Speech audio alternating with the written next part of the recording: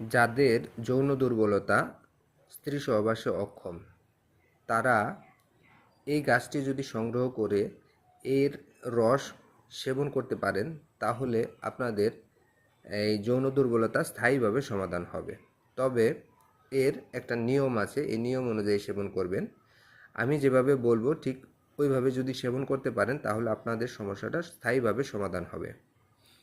তো এই গাছ সংগ্রহ করবেন। প্রথমে এই গাছ সংগ্রহ করে ভালো করে ধুয়ে তারপর এই গাছ থেকে থেতু করে রস বের করবেন। এই গাছের রস নেবেন 500 মিলিগ্রাম আর পুরাতন গুড় নেবেন 500 মিলিগ্রাম।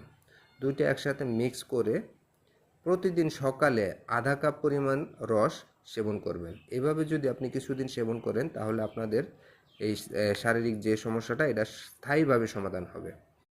যাদের যৌন দুর্বলতা, স্ত্রী সহবাসে অক্ষম, তারা এই গাছটি যদি সংগ্রহ করে এর রস সেবন করতে পারেন, তাহলে আপনাদের এই যৌন দুর্বলতা স্থায়ীভাবে সমাধান হবে।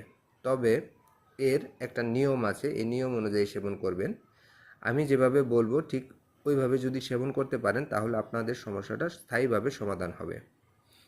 তো এই গাছ সংগ্রহ করবেন। প্রথমে এই গাছ সংগ্রহ করে ভালো করে ধুয়ে তারপর এই গাছ থেকে থেতু করে রস বের করবেন।